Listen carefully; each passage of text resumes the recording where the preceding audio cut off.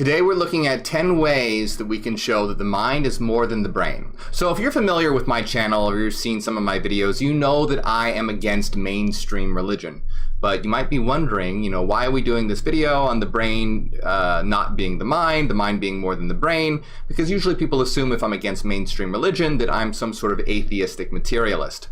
But here's the thing, after I used to be a Christian. After I left Christianity because I realized it was logical and irrational, I became an atheist materialist. Now that's not completely true, I was more agnostic, but I was leaning towards materialism being true for the most part. But through my study of philosophy and various other avenues, physics and whatnot, I realized that atheistic materialism, the belief that reality is matter and only matter, is completely and totally irrational. And what we want to do is to be able to live a life where we know the truth.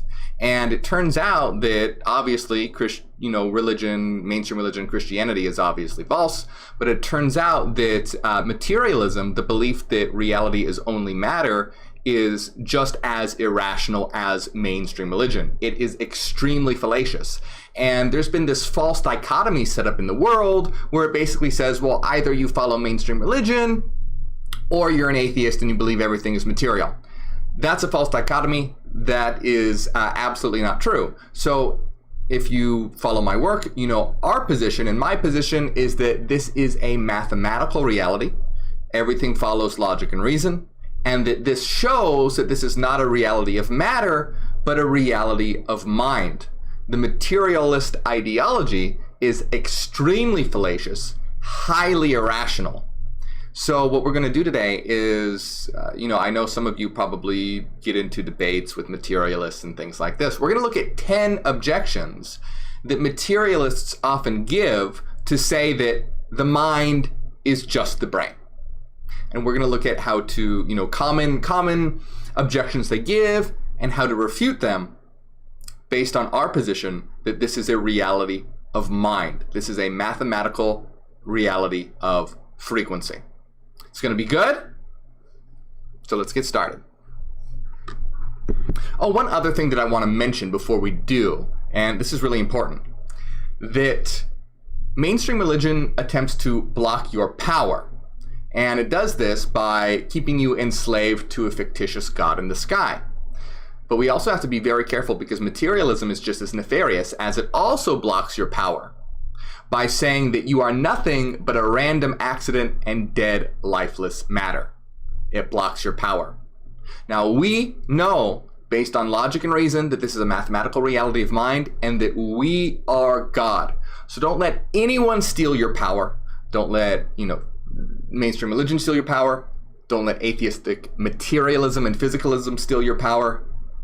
We need to live a life according to logic and reason, get to the truth of reality, and actualize our full potential.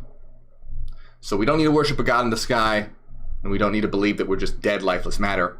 We can know that we are God. So I was reading an article on a website called Mind Matters. And this website was essentially showing questions that materialists have, or objections that materialists have, when you claim that the mind is more than the brain, which we do absolutely in Hyperianism. We know this is a mental reality and that the mind is not the brain, the mind is more than the brain. But materialists have objections to this and try to say, bring up objections to show that the mind is the brain. So this was an article on Mind Matters. So it gives an objection and then the author gives a rebuttal to that objection. So what I'm going to do is read you the objections and read you, in some cases, the author's rebuttal. And then I'm going to give you my answer as well, the Hyperian perspective. And this can be really helpful if you are a Hyperian when materialists come to you with objections. So this will all make sense in a moment if it's a little foggy right now, but let's just start. So here is one objection.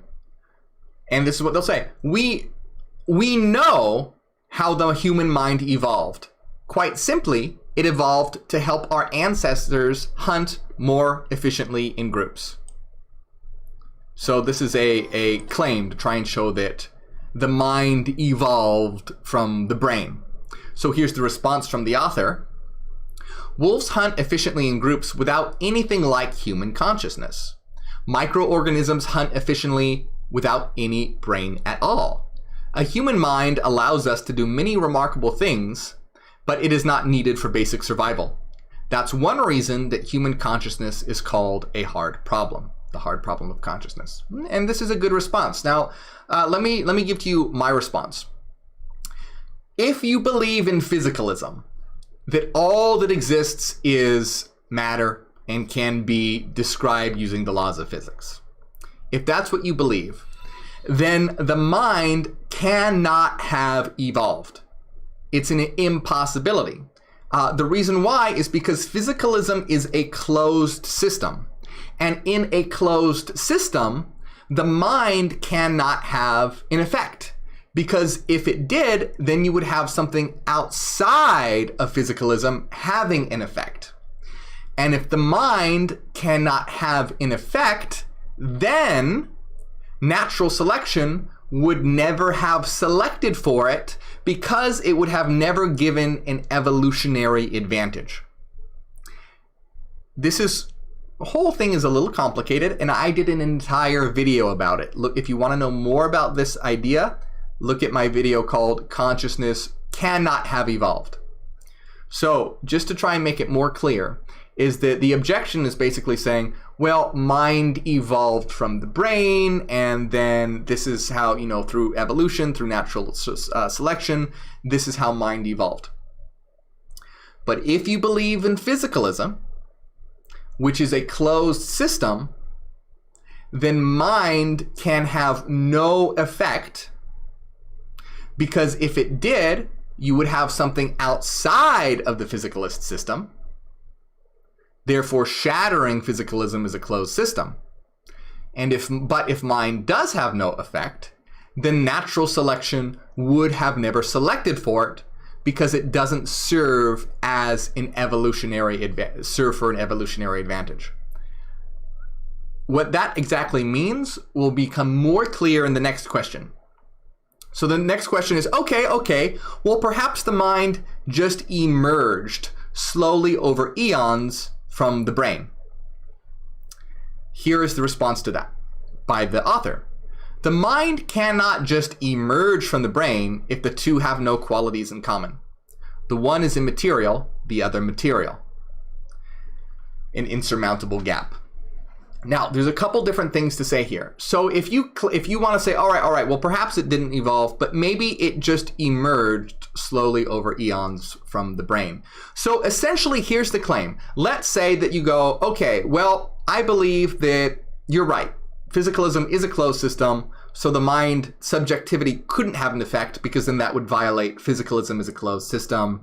Natural selection could have never selected for it because it would have an effect, etc. So basically what the claim would be, and I'm actually giving a stronger objection here than what's in the article, but basically the claim is, okay, well then perhaps the mind just emerges from the brain, and perhaps it doesn't have an effect. Perhaps it's just a superfluous consequence of the brain. Perhaps it's just something that comes along with the brain, but doesn't have an effect. Here's the idea here. There's a couple different things. So the claim here is that the mind is just an emergent epiphenomenon of matter. But if that's your claim, you have to explain rationally and logically how the mind could have possibly emerged from material and physical processes. That is never given. They just claim that it does somehow. And that is equally fallacious as saying God did it. How did the universe come into being? God created it. That's not an answer. That's a non-answer. So saying how does mind exist, saying, oh, it's an emergent epiphenomenon of matter, that is not an answer because you're not giving an explanation. You're basically just giving, you're just making a claim with no logic or rational basis behind it. Now, it's a lot sneakier because it sounds good, right? For us, we have come to realize at the point of, the time that we're living in, that, oh, God did it, isn't a good explanation. But saying something like, oh, mind is an emergent epiphenomenon of matter, it sounds good. And it can be snuck in there. But really, once you look at the terms and look at what the claim is, there's no logical or rational basis behind it. It's simply a claim. You have to ask, okay, mind is an emergent epiphenomenon of matter. How? How? Tell me rationally how that's possible. Can't be done. Same thing if you go, well, God created the universe. Okay, how? How did God create the universe? Oh, well, miracle. Same thing here. Same thing here. Just different lingo, different language. So here's the idea. Matter and mind are, if you try and say that one comes from the other, you run into the problem of what's known as substance dualism, or the interaction problem. And a lot of people don't think about this. This is a philosophical concept that the average person doesn't think about. So if you haven't thought about this before, it might be new to you, but it's extremely important. And that is, if we're looking at the materialist definition of matter, which, as we'll see later, doesn't really exist, but just go with me here, I don't want to get too complicated. If you look at matter and mind, they are completely different. In that, if we're looking at a certain worldview, mind and matter share no common properties. Your subjectivity, think about your subjectivity, right? What it's like to be you, your experiences. Think about that for a moment. Your subjectivity. I don't want you to think about your brain or neurons firing. That's not what I'm talking about. I'm talking about your subjectivity. That is 100% different from the coffee cup on the table. So to say that mind and matter are different is not like saying water and steam are different. That is two forms of the same thing. From the materialist conception and understanding things from that viewpoint, mind and matter are so different, they share no common properties. It's not different, again, like, for example, I'm trying to think of more examples, but like air and dirt. Air and dirt are different, but they share common properties. They're formed by atoms. They can interact with each other. Air can move dirt. You can blow air and move dirt. This is because they share common properties. Mind and matter are so different that they share no common properties. Therefore, you have what's called the interaction problem. They can't interact with one another because they share no common properties. Now, here's the thing. Materialists will try and say that mind comes from matter. But if that is true, you have to give an explanation as to how. How can you reduce mind to matter when it seems as though they have no common properties? How is that possible? You can't just say it just does. It just emerges as an epiphenomenon. You have to give a rational explanation as to how, or else you're no better than a mainstream religious ideology that just says God did it. Now, to show in Hyperianism, our position is much, much different. In Hyperianism, all reality is mind, and matter is actually a result of mind. So you see, in Hyperianism, we don't have an interaction problem. So just to be clear, there's materialism, there's dualism, and there's Hyperianism, which is known as idealism. Okay? Dualism has the interaction problem. If they're two different things, how do they interact? It's fallacious. Materialism has the problem where they go, oh, well, mind comes from matter, but they can't explain how that could happen. There's no rational explanation for it. In Hyperianism, which is idealism, we say that all of reality is mathematical mind, and matter comes from mind. We can absolutely give a rational explanation for this. Reality as mathematical mind in Hyperianism and ontological mathematics is defined as frequency. Mathematical frequency. Sine and cosine waves. Through Fourier mathematics, we know mathematically that frequency can also be represented as space and time functions. So in Hyperianism, all reality is composed of frequency and frequency functions, which through Fourier mathematics can give rise to space and time functions. It's a purely mathematical process that we have the mathematical formulas for, the Fourier transform. And so we have no problem. See, materialists say mind comes from matter, but can't explain how that's possible. We say matter comes from mind. We explain how that's possible by showing that matter actually really doesn't exist. There really is no such thing as matter. It's all mind, just expressed in different ways, in terms of space and time, rather than in terms of frequency, and that is done by a Fourier transform, this mathematical process. Also, if you want a real simple way to understand it, if you're not familiar with all this, think about a dream. When you go to sleep and dream, it's mind, but you have an entire dream world that is like matter. Mind can generate the appearance of matter, and your dream world shows this every time you go to sleep and dream at night. Every time you go to sleep and dream at night, you have evidence that your mind can generate the appearance of matter. That's a quick and easy way to understand it. You know, to really understand it rationally, it has to do with Hyperian ontological mathematics and the Fourier transforms and the source formula and everything that goes along with that.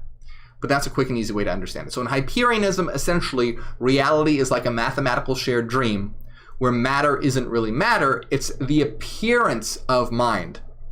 In Hegelian terms, it's mind that has othered itself. In Schopenhauerian terms, it's the representation of mind. You would say the representation of will, but anyway, you get the idea. It's a representation. So I have to just start going faster here because we have 10 to get through. But you can see the first two are clearly demolished. So, all right, here's another claim that materialists will bring. Well, brain damage shows that the mind is really just the brain. Damage to the brain, the mind goes. So here they're saying this. Now this is a fallacy. Correlation does not imply causation. So to say that the brain and the mind are correlated doesn't mean that the brain gives rise to the mind. Yes, the brain and the mind, they are correlated, but the brain doesn't give rise to the mind. To claim so is to commit a fallacy. This is a logical fallacy. I forget the name of it. Something like ergo hoc propter. I can't remember the exact name of it. It doesn't matter. But it's causation does not imply, or correlation does not imply causation. Correlation does not imply causation. So, but here, let me read to you the response from the author. So again, the claim is brain damage, so the mind is really just the brain. If you damage the brain, the mind goes. The response is, that might be a good argument if things always happen that way. But a common treatment for severe epilepsy is to split the brain in half. The patient usually suffers only minor disabilities. Some people think and speak with only half a brain. So, the brain and mind, they're correlated, but that does not show that the brain causes the mind. That is a logical fallacy. You can look that one up if you'd like. Now, here's a simplistic way to understand it. So in Hyperianism and ontological mathematics, you can have frequency functions that interact with space-time functions. All right, so you have the brain, which is a space-time function, And then you have the mind, which is a frequency function, and the frequency function can interact with the space-time function. And let me give you and one can affect the other. And there's no interaction problem here. The reason why there's no interaction problem is because it's all math. It's all mathematics. There is no two substances like in dualism that have completely opposite properties.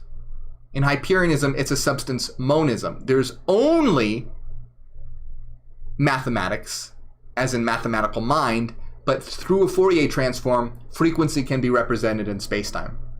So just to reiterate, dualism falls afoul of the interaction problem, and materialism, the interaction problem is a problem there because if they try and deny dualism, they have to explain how mind could possibly arise from matter, but they cannot give a rational explanation as to how that could possibly happen. So anyways, we don't have this problem because we're a substance monism, and frequency gives rise to space-time functions because they're both mathematical functions. They're not two different things.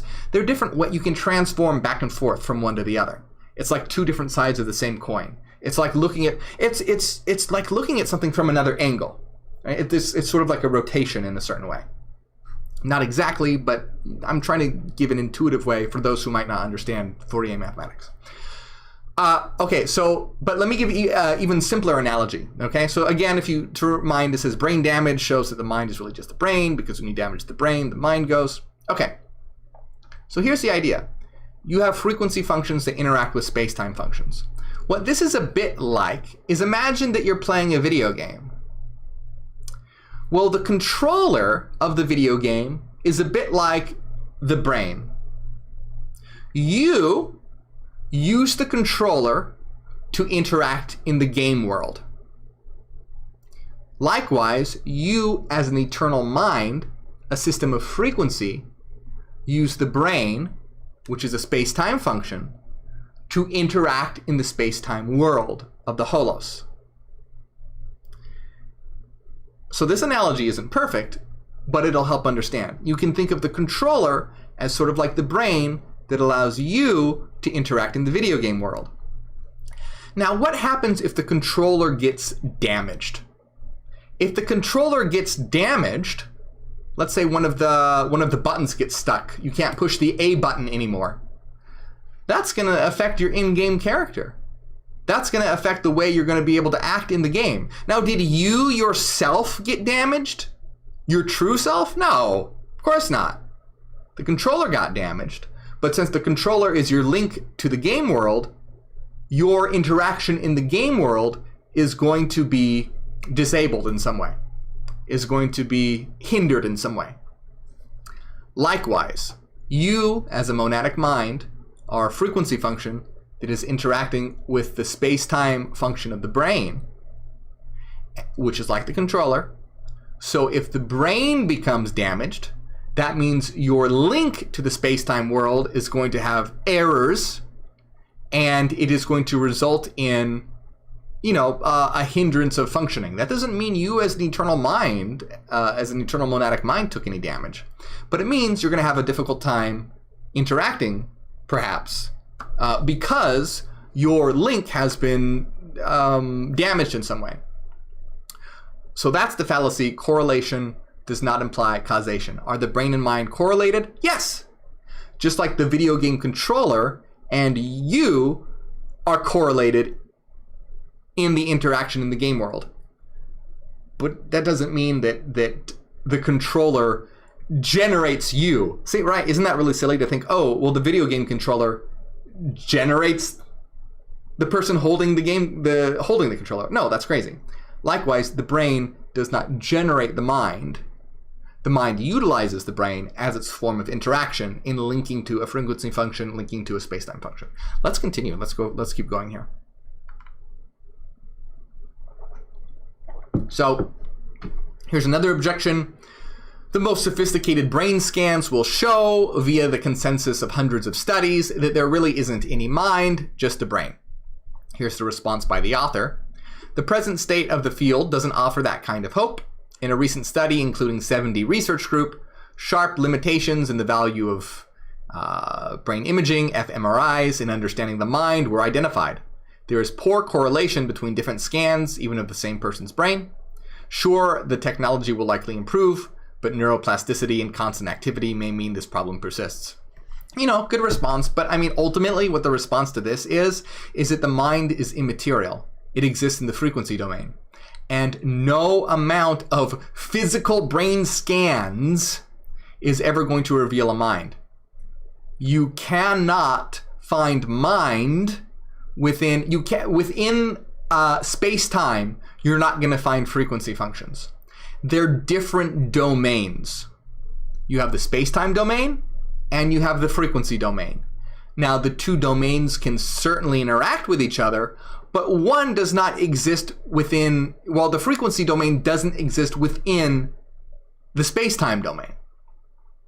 It doesn't. So you can't find a frequency entity, the mind, within space-time. And, you know, doing an fMRI scan on a brain is using a space-time function on a space-time function. You can't reveal a frequency function that way. It's a different domain. To kind of give an analogy, and these analogies are really helpful if you aren't familiar with our system. These analogies can be helpful given to materialists.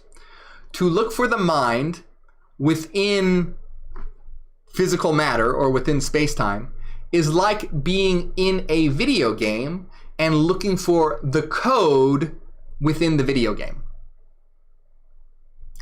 The code isn't in the game. The code exists outside of the game. The code is in a different domain. Now, the code gives rise to the game. The code makes the game possible, and the game depends on the code. But you're not going to find the code inside the game. You can't, you know, let's say you're playing Minecraft or something. You can't break open a block and ones and zeros are going to spill out of it. No. The code is in a different domain. Same thing. You're not going to do a brain scan and find the mind. Again, very fallacious. So here's another claim. I should have been counting down what number we're on. Oh well. This is good shit. Really, for those of you who want to interact with materialists, this is good stuff to know.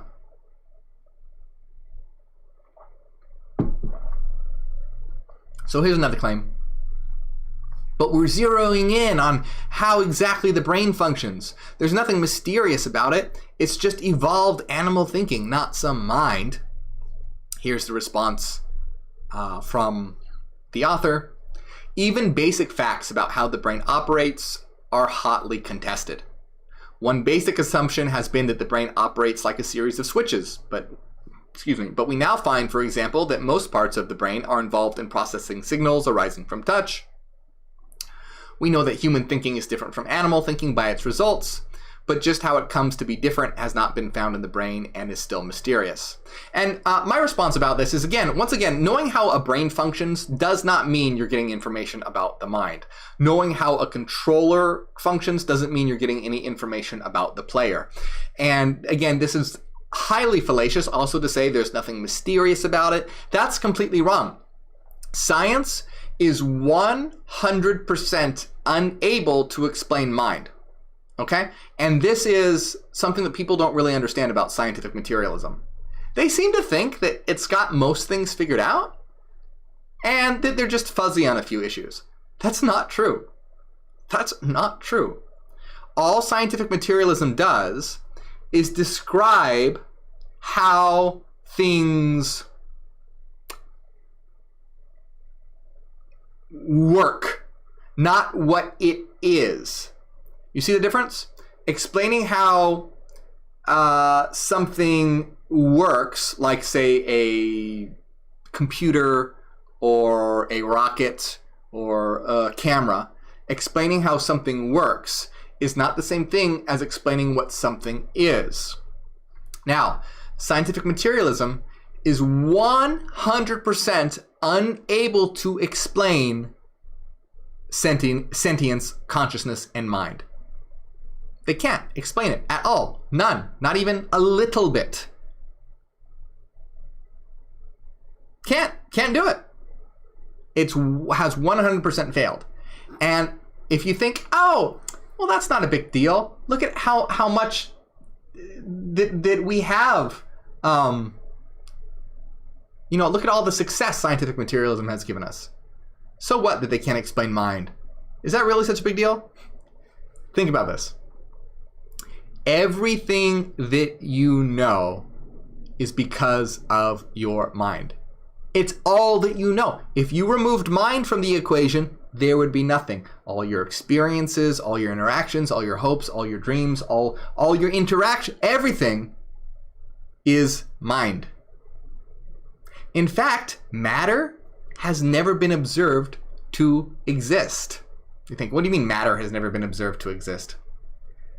Under the definitions of materialism, matter can exist independently of mind. Okay?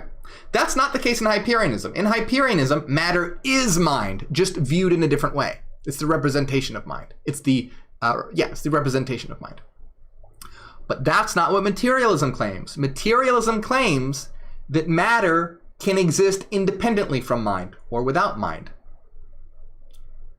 That has never been observed to exist, because every observation of matter depends on mind, namely the person doing the observation.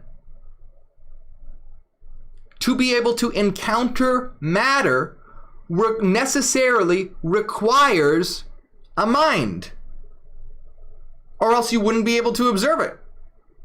So there is no empirical evidence whatsoever that matter can exist independently from mind, because you always need mind to encounter matter, and you will always have a mind that encounters matter. Never will you observe matter existing independently from mind. Obvious. And you think, well, right, of course not. Yes, that's my point. Of course not. But scientific materialists are unable to understand the implication of that. So in Hyperianism, this is no problem. Because, matter, there is no such thing as matter in Hyperianism. In Hyperianism, matter is just a form of mind, kind of like how ice is a form of water. It's water that has been solidified. Matter is mind represented in another way. You could say that is mind that has been, you could say it's like solidified mind. That's a really kind of simplistic way, but it's like that. It's like solidified mind. It is mind that has been transformed. And again, if you want, well, what's the precise way that this happens? This is via Fourier transform. It's transforming frequency functions into space-time functions. I'm just giving these analogies because most people aren't familiar with Fourier transforms. If you are, that's the mathematical mechanism behind it. We give the mechanism. So, anyway, let me continue here. I really want you guys to understand this. Scientific materialism cannot explain what mind is. And guess what? Also, scientific materialism can't explain what matter is. So many people are unfamiliar with quantum mechanics. You know what? This is part of the next point. So let me keep trucking on here, and we'll get to the next point. So here's another claim. In the end, despite all this, don't most professional neuroscientists say that the mind is just the brain? And here's the author's response. Many scientists believe that, not because of evidence, but because they are materialists. Thinking it through carefully, the idea even doesn't make sense, as neurosurgeon Michael Egnor points out. So basically, the reason why many scientists believe that the mind is just the brain is not because of evidence, but because of an indoctrinated belief. And we're going to get into the idea of that they can't even explain matter. And this is shown through quantum mechanics. And let me give you a quote by Max Planck. Max Planck is the founder of quantum mechanics, okay? And this is what Max Planck said. The founder of quantum mechanics says, a new scientific truth doesn't triumph by convincing its opponents and making them see the light, but rather because its opponents eventually die and a new generation grows up that is familiar with it. So Max Planck, the founder of quantum mechanics, said science doesn't progress because of, like rational arguments and people convincing each other, but because the people who have indoctrinated, brainwashed beliefs eventually die. And then you have a new generation that grows up with the new beliefs. This is from Max Planck, the founder of quantum mechanics, essentially saying that the scientific community is indoctrinated and brainwashed. So many scientists believe that the brain and the mind are the same, not because of evidence, but because of beliefs.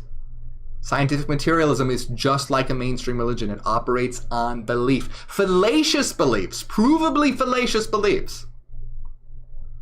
And then so Michael Egnor, by the way, is a neuroscientist, or a neurosurgeon, I believe, who is a panpsychist, and last I read, is leaning towards idealism.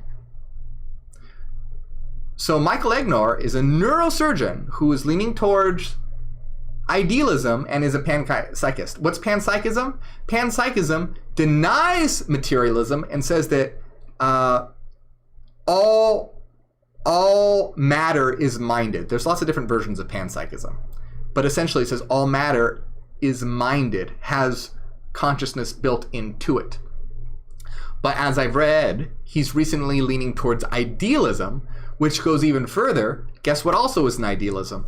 That's Hyperianism. That's ontological mathematics. And idealism is the position that all reality is mind, and matter is just a result of mind. Now, I don't agree with everything Michael Egnor says. Absolutely not. But it is very telling to see a neurosurgeon that is coming to the position of idealism, which is that all is mind, precisely because in their practice, they have seen, through their practice, they have seen that evidence shows that the brain is not the mind. The great so again, and then we're talking about more neurosurgeons that doubted that the brain and the mind were the same thing. The great mid-20th century neurosurgeon Wilder Penfield offered 3 lines of reasoning for doubting that the mind is just the brain, based on brain surgery on over 1,000 patients. Other neuroscience pioneers have arrived at that position through their research. They include Nobelist Roger Sperry with split brain work, and Benjamin Libet. So I also want to emphasize that this is really important here. So we talked about Max Planck, founder of quantum mechanics. Not only can science not explain mind, but they cannot explain matter. So if you're not familiar with quantum mechanics, prior to quantum mechanics, matter was basically looked at as, atoms and molecules and things sort of bumping into each other. You can imagine them almost like billiard balls bumping into one another. That was sort of the Newtonian physicist view, the classical mechanics view of what matter was. Classical physics. That it was these hard little bits that bump into each other. But with the advent of quantum mechanics, it was shown that that is not true. When you get to the fundamental particles of reality, it stops behaving like matter and begins to behave like waves. And here's the thing. The waves cannot be explained as to what these are. These are not material waves. Science says, okay, when we get to matter, it doesn't start acting like matter anymore. It starts acting like waves, and we have no idea what these waves are. Because they're not physical. So, with the advent of quantum mechanics, which came about in the early 1900s, which is over 100 years old, since then, scientific materialism has been 100% unable to define what matter is. So they don't even know what matter is. This is the thing I really want people to understand. Because people are under this misconception that, scientific materialism has most things figured out. There's just a couple things here and there. No, they literally don't know what anything is. Because when you get down to quantum mechanics, you're starting to dive into the fundamental nature of reality, the fundamental building blocks of reality. They cannot, they have no idea what the fundamental building blocks actually are, and since everything is made up of these fundamental building blocks, therefore they don't know what anything is. You can't explain base reality, you can't explain anything, because everything is founded on base reality. Scientific materialism does not know what anything is. That doesn't mean it can't have success. You can know how things interact with each other and build successful technology, but as Friedrich Nietzsche said, success is the greatest liar. Just because you have success doesn't mean you know what something is. You can build practical things without knowing what it is. Let me give you an example. Let's use Minecraft as an example. Let's say you're in the Minecraft world, and let's say there are Minecraft scientists, but they don't know they're in a video game, and they have no idea what the Minecraft world is. Well, can they still use their crafting table and combine elements to create tools and buildings? Of course they can. They can explore that world and learn all about it and put things together in a practical way and have success via the technology in that world, while having no idea what that world actually is. They could think it's a real world and not know they're in a game, for example. Same thing with scientific materialism. It can have all of this success, but they have zero knowledge of what true reality is. Ontologically. I'm not talking about practically or pragmatically, but ontologically, as in the study of being, as in the study of what is. Now, Max Planck knew this. This is why Max Planck, the founder of quantum mechanics, said that essentially that those involved in scientific materialism are brainwashed. And guess what else Max Planck said?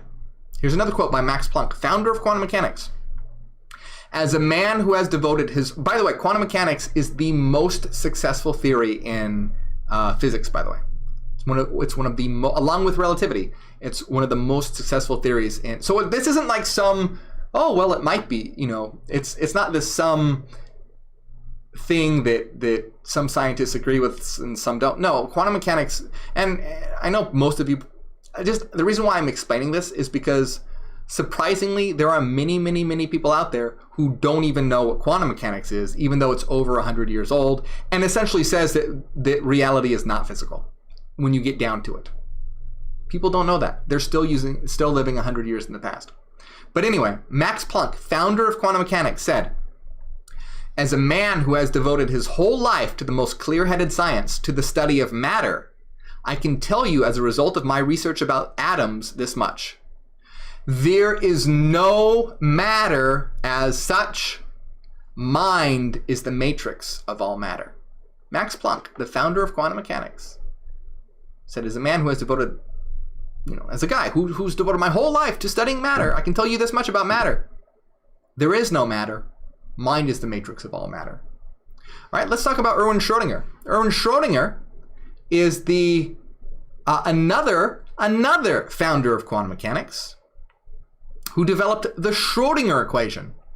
If you've studied quantum mechanics at all, you know the Schroedinger Equation. You can't do quantum mechanics. If you go to one of the first things that you learn when you take a course in quantum mechanics is the Schroedinger Equation. It's the equation that governs the wave function. Okay, so this is a huge foundational. Schrödinger is a founder of quantum mechanics. And if you haven't heard of quantum mechanics before, or you don't know who Schrödinger is, you've probably heard of the Schrödinger's cat thought experiment, where you put a cat in the box. Is the cat alive or dead? I'm not going to get into that right now, but that's who Erwin Schrödinger is, famous for that. But anyway, Erwin Schrödinger, founder of quantum mechanics, developed the Schrödinger equation, governs the quantum mechanical wave function. Essentially believed that reality was like a shared dream. which is our position in Hyperianism and ontological mathematics. Here is a quote by Erwin Schrödinger. "We do not belong to this material world that science constructs for us. We are not in it. We are outside. We are only spectators. The reason why we believe that we are in it, that we belong to the picture, is that our bodies are in the picture, and our bodies belong to it. Not only my own body, but those of my friends, also of my dog and cat and horse and all of the other people and animals, and this is my only means of communicating with them." Erwin Schrödinger, founder of quantum mechanics, said this. Ha, yeah, bet they didn't teach you that when you took a physics course. No, of course not. They're not going to teach you this stuff. They should. This is what the founders of what you are studying said about the subject that you are studying. That equation that you use every single day, Schroedinger equation, guess what? Erwin Schrödinger believed that reality was a shared dream, more or less. As you can see by this quote. Now, this is the position of Hyperianism. This quote, spot on, describes what we say, that your body is just an avatar, and it seems like you're in it because your mind, as a frequency function, links to the space-time function of your body. And so that it appears that you're in a physical reality when really you are outside of the reality. Again, think of it like a VR video game. If you were born with a VR headset permanently attached to you, and it was a super advanced game where you could also feel things and everything, you would think that that world was the real world. Just like the Matrix or something like that. It would seem, but that's not true. The real reality is a mind. It's a mental reality. It's the frequency domain. Okay? So, listen to that quote again and again. Look it up. That's important. All right, let's get through this because this is getting long and we have a lot more. Here's another claim. But just you wait. Once robots gain consciousness, people will see that the so-called mind is just a biological mechanism, the way robots are a metal, plastic, and silicone mechanism. So here's the response to this by the author. Because researchers are not even sure what human consciousness is, no way has been found to give an actual mind to robots. Contrary claims for, say, Sophia the robot are hype swallowed by uncritical media. So here's the idea. Basically, the objection is, well, when robots gain consciousness, that'll show you. Well, here's the thing. You are assuming that robots will be able to gain consciousness, and this is a belief based on simply a materialist bias. So here's the thing. AI is different from consciousness, subjectivity, and sentience. Excuse me. An AI processing and carrying out a command or an action is 100% different than having a subjective feeling and experience of that action. I'll say that one more time. An AI carrying out an action or command is 100% different than having a feeling or an experience of carrying out that action or command. So, in terms of Hyperianism, an AI as being just a collection of code cannot become conscious. The only way that an AI could become conscious is if a frequency function, mind, connected to, docked with, or interacted with the space-time function of that AI. In other words, in terms of ontological mathematics, the only way that an AI could become conscious is not through just its programming, but if an immaterial mind linked to it. And at that point, it would no longer be artificial intelligence because it wouldn't be artificial anymore. It would just be an intelligence. You would have a robotic avatar housing a mind, just like you would have a biological body housing a mind. So at that point, it wouldn't be artificial intelligence anymore. It would just be intelligence. But purely as code, without a frequency mind to dock to it, that can never become conscious in terms of that ideology. So materialism, saying that robots can become, that presupposes that materialism is correct.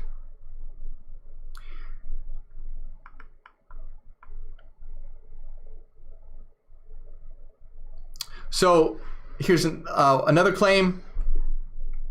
Science, all very well and good, but science, given time, will solve the problem of the brain and dispense with the mind. All right. So again, I think by now you guys can see the argument here. Science has made zero progress in solving what mind is. Again, most people think that science has most things figured out. It doesn't, and it has no idea. It has no idea what fundamental. It has no idea what fundamental particles are, and cannot explain or define matter since the advent of quantum mechanics, let alone getting anywhere near to being able to explain what the mind is. This is this fallacious idea that many people have that, science has most things figured out. It has just a few things that it needs to tease out and it'll get there. No, science has done zero to explain mind and can never will, because it's a logical impossibility. But they can't understand that. It's fallacious. Scientific materialism cannot explain what mind is. It can't. It's outside the bounds of their system. Their system does not have the capacity. Their system has met its limitations. The explaining what mind is impossible within the framework of materialism.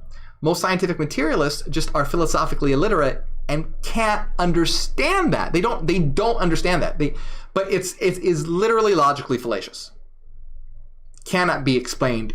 The mind cannot be explained in terms of materialism. I've already given you reasons why in the previous ones. In terms of explaining dualism, you have to be able to explain through what mechanism mind could possibly arise from matter. Appeals to evolution doesn't work because of physicalism being a closed system and natural selection not being able to select for it if it has no evolutionary advantage. And if you're going to claim epiphenomenon emergence, then you have to be able to give some kind of rational mechanism as how that could be possible, or else it's literally just a miracle, like saying God did it. Anyway, if one has an ounce of philosophy in their bones, they can understand why materialism is logically fallacious. Here's another one. Here's an objection. If the mind were real, we could control inanimate objects by thoughts alone. So there's the idea. All right. If the mind is real, then we'd be able to control objects. We'd be able to make things float and fly around. And that is a reasonable thing to say. For example, I've said that reality is like a shared dream. And when you go to sleep and dream and you become lucid in that dream, you can control it, right? You can change things, you can make things move, you can fly. Well, if reality is a shared dream, how come we can't do that? Here's why. Yes, reality is a shared dream. Yes, it's composed of our thoughts as frequency components. But here's the idea. This physical reality, so-called physical reality, is not just composed of a single mind, as in my mind's frequency contributions, but all of ours together. When you go to sleep and dream, that dream world is composed of your frequencies and your frequencies alone. This objective reality is composed of all our frequency contributions. So for example, in a dream world, this cup, if I were having a personal dream, this cup would be composed of my frequencies, and I could make it change just by thinking about it. But in this objective world, the physical world, the so-called physical world, it's all of our frequency components together, collectively. So this cup is not just my frequency contribution alone, but it's composed of the frequency contribution of all the minds in existence. So my contribution to the frequency component of this cup is so infinitesimally small that I can't make a change that would be identifiable in any capacity whatsoever. Hopefully that makes sense. My contribution to the physical, which isn't actually physical, matter around me, is so infinitesimal that you can't change something just by thinking about it, because it's not my frequency to change. It's the collective's frequency. It's all mind's frequency. It's a shared, this isn't my object, it's a shared object. By the way, this is why ontologically capitalism is bullshit. Let me not get political here, all right? I'll do a whole nother video on politics, but I just want to say, as Hyperians, we are not capitalists, we are not socialists, we are not communists. We have a completely new idea of how reality we should be socially and governmentally structured based on the true nature of reality, based on how we know reality is and how we exist. Anyway, I'm not going to get into politics because, oh boy, that's a whole can of worms. We'll do that in another time, another video, okay? But here is the final claim. If the mind weren't just an illusion created by the brain, it would have more control over the body itself. And here's the author's response. Then the mind must be real. The mind can exert control over the body, if trained to do so. Tibetan monks can change their metabolism through disciplined meditation. Far from disproving that, science has documented it. Neuroscience has confirmed it. Mind you, the monks practice a lot. Most people don't. That fact better accounts for failure than the idea the mind is just an illusion created by the brain. And then another response, a great one, is also the placebo effect. The mind, through the placebo effect, the mind does have power over the body. The placebo effect is extremely powerful, and it's not something to be dismissed. So, these are 10 objections that you will often get from materialists. And I have given you the responses to them.